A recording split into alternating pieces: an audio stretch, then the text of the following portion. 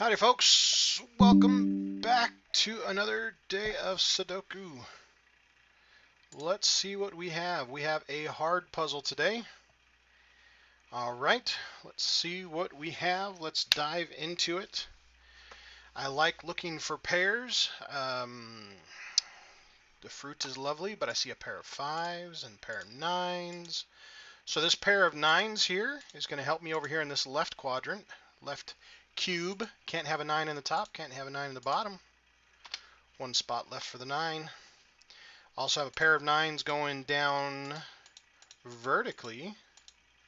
Only spot left for the 9 goes there. That is helpful. And I like this pattern, so I'm going to look the other direction to see if there is another one. See, this one is, I'm pretty sure that is computer generated because it always has a nice symmetry in a circle. See how like this cube has 2? Well, these two, so if you would rotate 180 degrees, the maps are identical. So normally when I can find one pattern, sometimes there's another pattern on the other side. So I like to give those a look over. Okay, let's see what else we have pattern-wise. Patterns. Pairs. Looking for pairs, not patterns. Pairs. Pairs. Okay. Let's see what else I have. Okay, well, now that we put this 9 here, we have a little row here and we have a little row here. So there's a 1 that goes in here, so we know that the other one has to go here. Okay. Let's see here. Pair of 3s. So we know the 3 has to be here. We have a 7 and a 7. Anytime you have kind of pairs like this is kind of nice to look at. Takes care of the right and the middle. We have a pair of 5s, so we know the 5 has to go here and here. Just kind of looking and seeing. I got a pair of 2s, so to the left I know my 2s have to go here. This 1 and this 1 intersect in the center cube, so I know I have to have a 1 here and here. Let's see what else we have. Okay, great. This 7 and this 7. So we have a 7 down the right, 7 through the middle, just one spot for a 7. Okay, cool. So now we have a 7 in the top and the middle. And folks, this is what I like to call a double lock. When there is 2 cells that can only be 2 numbers, even if I can't rule out, like say this one here, I could rule it as a 1. Well, these 2 numbers, because the 2s and the 7s, they lock these 2 cells. They cannot be anything else, no matter what. I like this. This is called a double lock.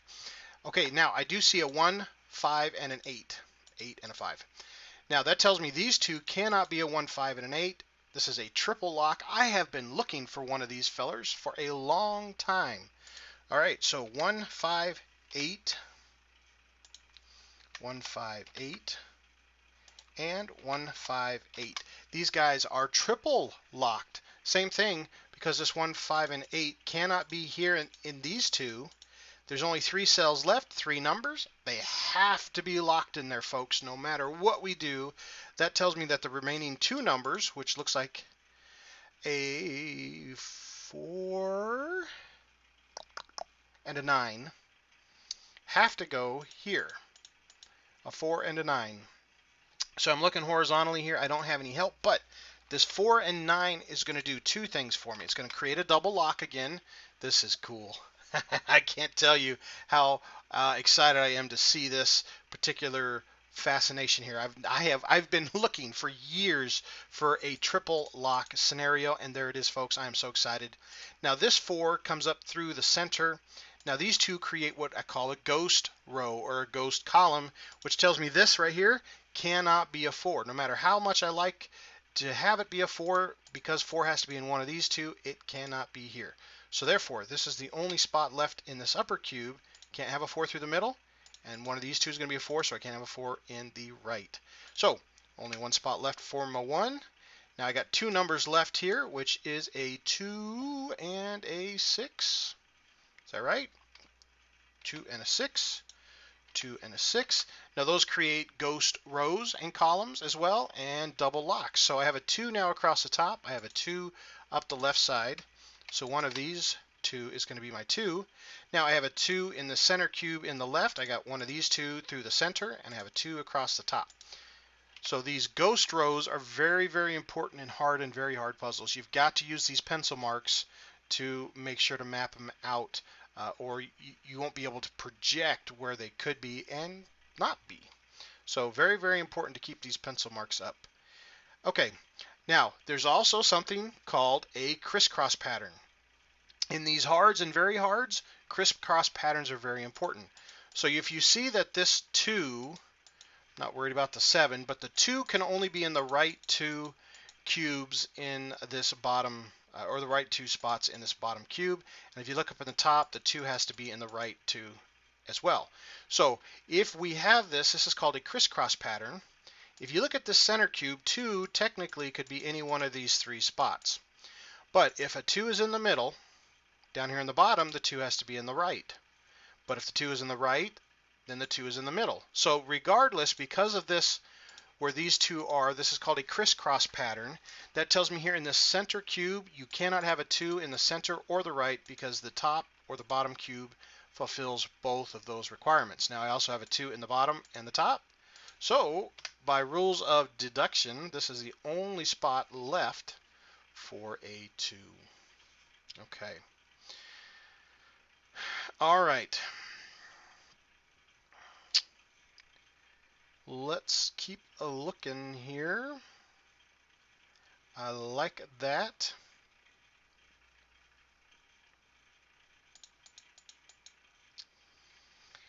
Okay, we also have a... I want to look at this center one here for just a moment. Can't have a 4 there, can't have a 4 here. So 4 is either here or here. Can't have a 5 in either one of these. So 5 can either be here or here. So up here, the 5 has to go here or here.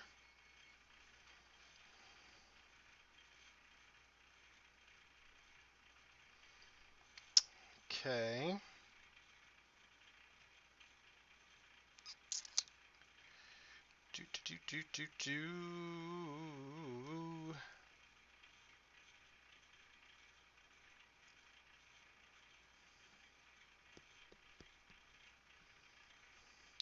All right, I got a pair of 3s. I'm going to let my mind wander a smidge here. Got to have that there. Got a pair of 6s. Got to go there.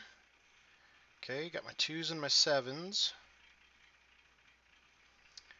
3s and 8s. Okay.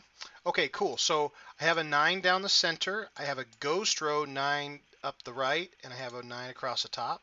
So this is actually the only spot left for a 9.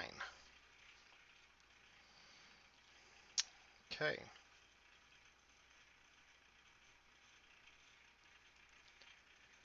All right, okay. 1, 2, 3, 4. I need a 5, but it can't be here or here. So 5 is either here or here. Okay. 7s, 8s.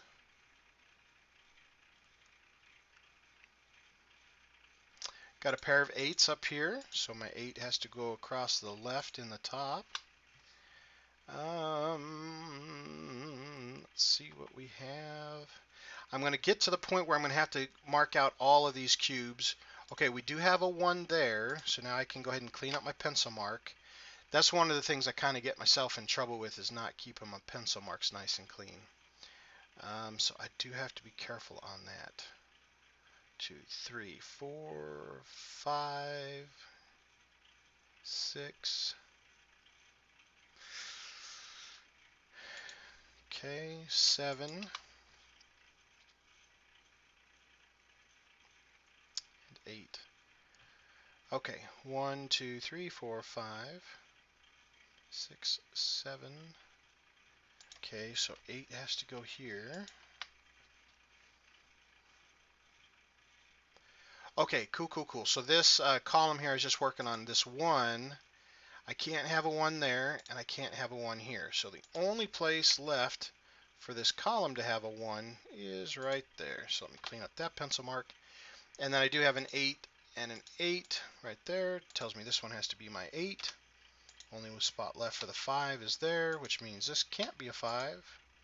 Means that has to be a 5, that has to be a 7, and the only number we're left in this row is a 6, so we can put that in there. Now we have a ghost row of 6 at the top, and we have a 6 in the left and a 6 in the right, so the only place left for a 6 here is right there. Alright, so now in this column we were just working on, we can't have a 6 in this top one because of the ghost row, can't have a 6 in the middle because of a physical 6, so the only place for that to go is right there. Alright, and now that we have a 5 here, that tells me this cannot be a 5. Alright, so we have a 4 and a 6. Now we cannot have a 6 in either one of these two spots, so that makes this our only spot for a 6. So we'll clean up that pencil mark. So now we know over here that we have a 1, a 4, and a 5. Okay, so if we know this can't be a 5 because we know that we have a 5 here, that makes this one our 5. And if we have a 1, 4, and a 5 here, oh, we've only got one number missing here, which is our 6. And then we have a 1, 4, and a 5, and the only number missing here is a 3. There we go. Okay, so we're missing two numbers here. It looks like a 2 and a 4, but we can't have a 4 there, so our only spot left is there, and a 2, and looks like we're missing a 7. There we go. Okay, now we have a 7 in the middle and the top, and then we have a 7 down the right, so the only place left for a 7 is here. We only have one number left here, which looks like a 3. 1, 2, 3, yep, okay. Across the top, we are missing a 4, but we do have a helpful 4 here, so that makes this one our 8, makes this one our 4. Okay.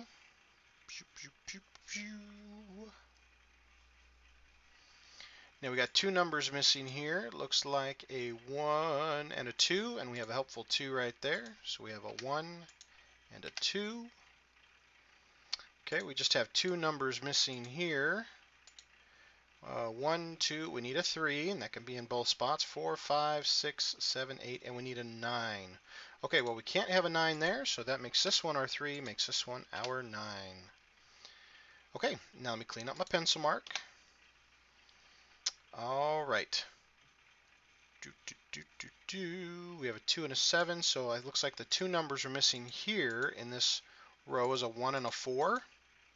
And we have a 4 right there, so that tells me that this one has to be a 1, this one has to be a 4. What were the two numbers we're missing? A 1 and a 5 now? 1 and a 5. See, that lines up with this 1 and a 5. That's good. That lines up all right. Okay, let's see what else we have. 1, 2, 3. We need a 4. Now 4 can't be in the middle because of this feller. So there's our 4. Now we had a 4 and a 9 here. Now with that 4, we know this one now has to be a 9. We know this one now has to be a 4. All right, and then what do we have left? Now we have an 8 and, oh, and a 9. Okay, so there's our 9. So there's our 8. There's our 9. Okay, we just have one number left here. 1, 2, 3. Okay, we have two numbers left. One is a 1. Well, there's a helpful 1 there. So there's our 1, 2, 3, 4, 5, 6, 7. Missing an 8. We'll throw the 8 up there. Very good. Now we have a 3 here, and one of these two is a 3. Well, this one can't be a 3. That's the only 3 left. Only spot for a 7. Only missing one number. Looks like a 5. There we go. Now I can clean up my 5s down here. Only spot left for a 5 is right there. Now these 2s and 7s, I have a 7 right there. So that makes that a 2. Makes that a 7. Now with this 2, I got a 2 and a 6, which makes this a 6, makes this a 2. This 1 and 8, I've got an 8 right there now, so there's a 1, there's an 8. I think we were missing a 1 and a 5, and look at this, we got a 1 and a 5, so we'll just flop those two. Two numbers we're missing, 6 and an 8, and there's a 6 and an 8, so we'll just flop them, 8 and a 6. And there you have it, folks. Very, very important, you saw at the beginning of the game, is to understanding the pencil marks for double eliminations. Triple eliminations, whoo! I haven't seen that in years. I've been looking for it. Very excited about that. Ghost rows, ghost columns, project the numbers where they're going to be, and then the crisscross. You've got to grab that crisscross elimination, and the sooner you get that, it makes your puzzle easier. So you're not, when you got too many pencil marks, sometimes those are hard to see. So we saw that early on in the game, and that really helped us out. I appreciate you guys watching. Hope you guys had some fun. I always recommend you pausing it at the beginning, print you off a couple copies, and play along with. Always welcome the comments and suggestions and challenges. So thanks for watching, folks. We'll catch you next time. Bye.